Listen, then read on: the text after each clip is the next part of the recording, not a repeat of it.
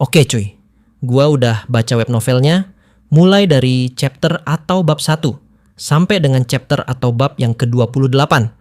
Dan ternyata gue pun gak sengaja bisa nemuin beberapa detail kecil yang ternyata di animenya sama sekali gak diceritain. Pantes aja banyak pembaca atau penonton baru kayak gua ini yang malah jadi pusing saat nonton animenya. Karena faktanya, beberapa penjelasan pentingnya justru malah di-cut alias sama sekali nggak disampaikan kepada kita. Namun, seperti biasa sebelum mulai kita disclaimer dulu. Kebetulan gua ini fans baru dan baru baca novel ini selama kurang lebih 1 mingguan aja. Jadi, kalau ada kesalahan silahkan dikoreksi. Kalau ada yang kurang silahkan ditambahkan dan kalau ada saran lain juga boleh banget. Pokoknya, mari kita nikmati sama-sama cerita dari Lord of the Mysteries. Dan kalau kalian penasaran gua nemu apa aja, maka mari kita simak sama-sama video ini sampai habis. Baiklah, episode 1, The Fool, mencakup bab 1 hingga 14 dari web novel. Jika di anime dimulai dengan deskripsi singkat tentang Beyonder dan Pathway, maka di novel ceritanya langsung dimulai dengan transmigrasi Klein. Konsep yang mungkin lebih dikenal banyak dari kalian sebagai Ter Isekai.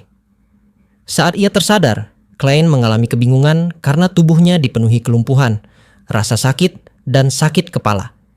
Dia belum menyadari bahwa dirinya bukan lagi Cho.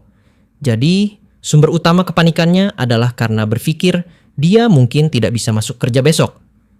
Begitu tubuhnya akhirnya bisa bergerak lagi, barulah Klein memperhatikan sekeliling dan dirinya sendiri. Seketika, dia tahu ini adalah transmigrasi seperti yang sering ia baca di banyak novel. Dulu saat masih lebih muda, dia mungkin akan sangat senang berada di situasi seperti ini karena sering ia bayangkan.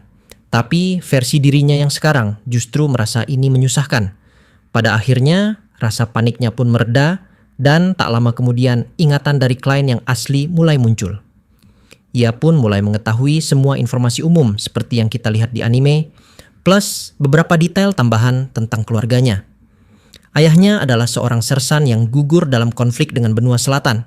Kehilangan itu membuat keluarga mendapat kompensasi, yang kemudian memungkinkan Klein untuk masuk ke sekolah bahasa swasta. Pendidikan ini menjadi fondasi agar dia bisa masuk universitas, meskipun di masa itu juga ibunya wafat. Dengan begitu, satu-satunya keluarga yang ia miliki sekarang adalah kakak laki-lakinya, adik perempuannya, dan apartemen 2 kamar yang mereka tinggali. Mereka jelas bukan keluarga kaya, tapi mereka disokong oleh penghasilan sang kakak yang bekerja di perusahaan ekspor-impor.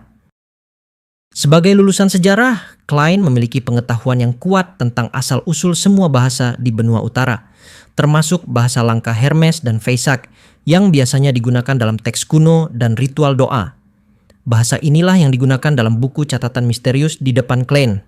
Tapi alih-alih menerjemahkan berbagai bagian seperti Kaisar Hitam atau Kerajaan Tudor, satu-satunya baris yang dibaca Klein hanyalah yang terakhir, yaitu semua orang akan mati termasuk diriku. Meski kalimat itu sangat mengejutkan, perhatian Klein justru teralihkan ke pistol revolver.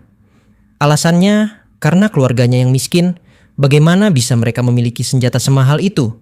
Bahkan lampu gas di kamar itu pun jauh di luar kemampuan mereka. Tapi ternyata lampu itu adalah hadiah yang telah diberikan oleh kakaknya, Benson. Gampangnya, karena keberhasilan Klein akan menentukan masa depan keluarga mereka, Benson rela memakai tabungan sendiri untuk memastikan adiknya memiliki kondisi belajar terbaik. Tapi lampu gas tersebut menggunakan meteran koin dan butuh 1 koin tembaga, copper penny, yang merupakan mata uang dasar kerajaan Loen. Lalu, Klein pun juga mengambil kain lap dan membersihkan noda darah dari percobaan Klein sebelumnya. Dia lalu mengosongkan peluru revolver sambil kembali memikirkan kalimat menyeramkan yang ia baca, lalu mulai merenungkan semua pertanyaan yang mengganggunya. Dari sini terlihat jelas kalau Klein cukup cermat. Ia tidak gegabah, melainkan membiarkan semuanya meresap, lalu memikirkannya baik-baik sebelum menyimpulkan sesuatu. Kebanyakan pertanyaan itu belum perlu ia khawatirkan saat itu juga, karena masalah utamanya adalah kenapa dia berada di sini dan bagaimana cara kembali. Masih ada terlalu banyak hal di kehidupannya yang lama yang tidak ingin ia tinggalkan. Hal ini memicu ingatan terakhir sebelum ia berada di dunia ini. atau sebelum klien masuk ke dalam isekai.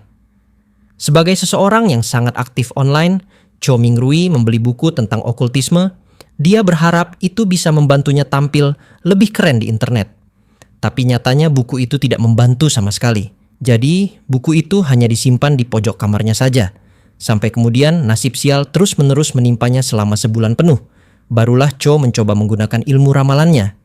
Ia melakukan yang dikenal sebagai ritual peningkatan keberuntungan. Klien sebenarnya sudah mengucapkan versi yang benar di adegan ini, tapi entah kenapa tidak diterjemahkan dengan tepat. Yang jelas, setelah keempat langkah dilakukan dan mantra diucapkan, 5 menit adalah waktu yang dibutuhkan agar efek keberuntungan itu terjadi. Tapi di anime atau di donghua, transmigrasinya justru terjadi malam itu juga. Karena ini lebih dari sekadar kebetulan, klien memutuskan akan mencoba ritual itu lagi. Itulah sebabnya kita melihat dia membeli banyak roti keesokan harinya. Untuk sementara, Cho pun mencoba mencari tahu lebih banyak tentang dirinya sendiri. Karena ingatan klien hanya sebagian yang bisa ia akses, dia pun duduk dan berusaha mengingat fragmen yang tersedia. Masalahnya, banyak bagian penting justru hilang. Ingatannya seperti kaca yang pecah, dengan banyak kepingan yang hilang. Ia juga tidak bisa mengingat banyak hal tentang kehidupan kuliahnya di dunia isekai ini, atau di dunia baru ini. Tapi satu hal yang ia tahu adalah, dia punya jadwal wawancara dengan Departemen Sejarah dari universitas lain. Karena baru saja lulus dari Universitas Koi, dosennya telah memberinya surat rekomendasi untuk 2 universitas lainnya. Salah satunya adalah tempat dia akan wawancara untuk posisi dosen dalam 2 hari lagi. Jika diterima, posisi ini bisa meningkatkan status ekonomi keluarga mereka secara drastis. Dibandingkan dengan gaji kakaknya yang hanya sedikit di atas 1 pound seminggu, posisi dosen akan memberikan hampir 4 kali lipatnya. Jadi ini adalah peluang yang bisa mengubah hidup mereka semua menjadi lebih baik. Kesimpulannya pada adegan ini, klien ternyata memiliki 2 jiwa pada satu tubuh. Yang pertama adalah Cho Mingrui, itu adalah Cho asli sebelum dia masuk ke isekai.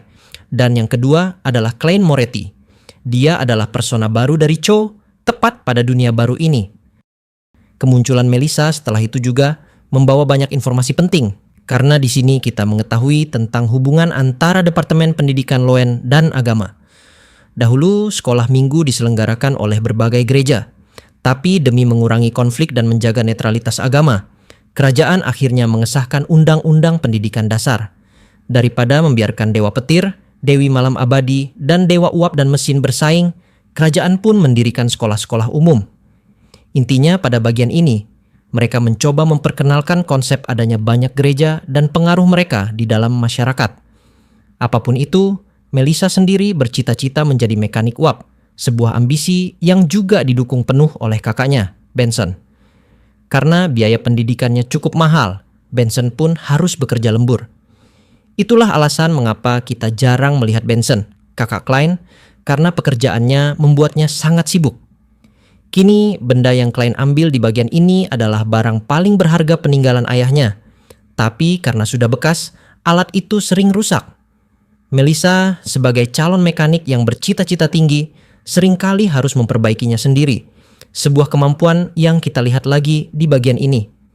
Setelah itu, Melissa pun pergi ke sekolah yang biasanya membutuhkan waktu jalan kaki sekitar 50 menit. Sebenarnya ada pilihan naik kereta kuda, tapi karena mahal, ia memilih untuk jalan kaki saja. Intinya pada bagian ini menjelaskan bahwa keluarga dari Klein benar-benar miskin. Sedikit informasi tambahan muncul tak lama kemudian, yaitu bahwa hari dan tahun di dunia ini sebenarnya berfungsi sama seperti di bumi. Tapi pembagian hari diatur berdasarkan pengaruh agama. Ada 7 dewa ortodoks yang memengaruhi benua utara, dan masing-masing sepertinya punya satu hari khusus. Kemudian detail kecil selanjutnya. Klein juga memiliki ketertarikan yang tidak wajar terhadap uang. Jadi, dia menghabiskan waktu cukup lama hanya untuk mengagumi uang itu sebelum akhirnya pergi membelanjakannya. Nah, kita masuk ke adegan selanjutnya. Tentang apa alasan Klein jalan-jalan di kota tapi bawa senjata. Jujur aja cuy, dia awalnya emang sempat ragu untuk membawa revolver. Tapi karena itu satu-satunya alat perlindungan yang ia miliki, Klein pikir paling tidak ia bisa menggunakannya untuk menakut-nakuti orang. Kenapa harus menakuti? karena lingkungan tempat tinggalnya jelas bukan lingkungan kelas atas. Jalanan kotor dan orang miskin serta kelaparan ada di mana-mana. Jadi kemungkinan besar pencuri berkeliaran sangat tinggi. Apalagi dengan banyak anak kecil yang dipaksa menjadi pencuri. Setelah Klein membeli roti dalam versi novel, bukan sosok bayangan yang membuatnya masuk ke tenda ramalan tarot.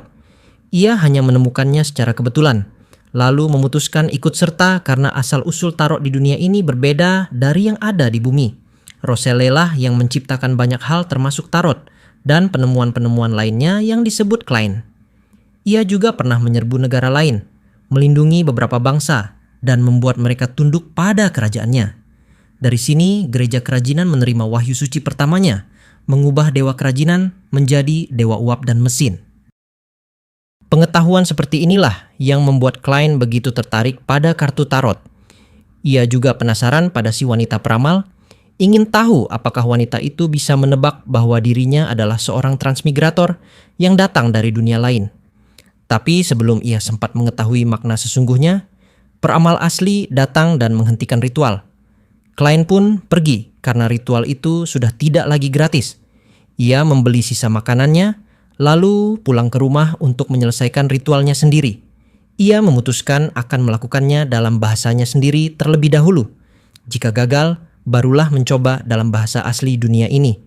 Jadi dengan bisikan, nyanyian, satu bisikan lagi, dan meditasi, Klein menyelesaikan 4 tahap ritual keberuntungan. Mulai dari situ, Klein tiba-tiba mendengar bisikan asing yang tak bisa ia pahami, disertai rasa sakit luar biasa. Saat rasa sakit itu reda, ia mendapati dirinya berada di tengah kabut abu-abu tak berujung, dengan bintang-bintang merah tua mengambang di kejauhan. 2 bintang yang disentuhnya meledak dan membuat pikirannya kosong, membentuk koneksi misterius yang belum sepenuhnya ia pahami. Di tempat lain, Audrey dan Alger juga terseret ke kabut itu melalui benda pusaka mereka. Kini mereka semua ada di ruang yang sama. Klein, sebagai pihak yang lebih dulu sampai, punya 2 pilihan: berpura-pura jadi korban untuk mendapatkan kepercayaan, atau tetap jadi sosok misterius demi menggali informasi. Ia memilih yang kedua, memanfaatkan situasi untuk keuntungannya sendiri. Peran mereka pun jelas, mereka pengunjung dan Klein tuan rumah. Ia memberi kesan tak mengancam, membuat Audrey cukup percaya diri untuk bertanya soal bagaimana menjadi Beyonder. Jawabannya, biasanya lewat gereja, bangsawan, atau organisasi rahasia. Tapi Alger menawarkan jalan lain, 2 ramuan sequence 9, Sailor dan Spectator. Sailor memberi kekuatan fisik dan kemampuan bertahan di air, sedangkan Spectator memberi kemampuan membaca orang lain, tapi juga membawa risiko. Kamu hanya akan jadi pengamat. Audrey memilih Spectator. Alger pun membuat kesepakatan dengan Audrey. Dia bersedia tukar formula atau resep untuk jadi Beyonder Sequence 9 dengan 100 ml darah hiu hantu. Di bawah pengawasan entitas misterius bernama The Fool, mereka saling percaya. Bagi Alger, ini bukan sekadar transaksi, tapi langkah awal untuk mengambil keuntungan dari kondisi yang tak bisa ia kendalikan sepenuhnya. Alger sadar, dengan semua koneksi, sumber daya, dan informasi yang dia punya, dia bisa dapat banyak keuntungan dari pertemuan ini. Klein pun nggak keberatan. Soalnya, sejauh ini dia udah dapat banyak insight soal dunia Beyonder dan rahasia di baliknya. Kalau dia benar-benar pengen balik ke dunia asal, ngumpulin informasi sebanyak mungkin adalah langkah yang masuk akal, meski itu bisa bikin rahasianya sendiri terbongkar. Di akhir pertemuan ini, lahirlah klub tarot.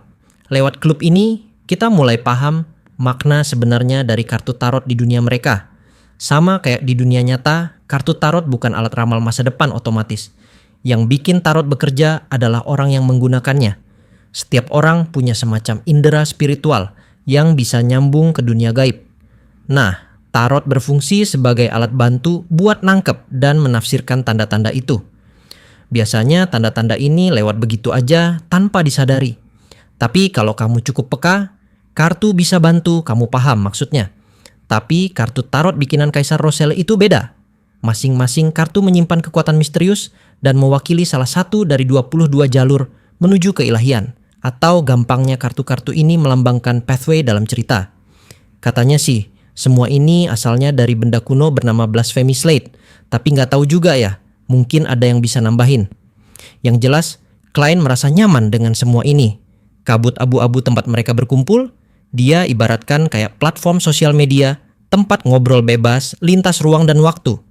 Gampangnya cuy, ruangan kabut abu-abu ini bakalan dijadikan klien sebagai ruangan pertemuan dengan para calon Beyonder lainnya, sekaligus tempat buat kumpul para anggota dari klub tarot. Nah, kira-kira gitu aja ya, penjelasan dari bab 1 sampai dengan bab 14 atau 15 novel. Terima kasih banyak yang sudah simak video ini, dan salam baku hantam.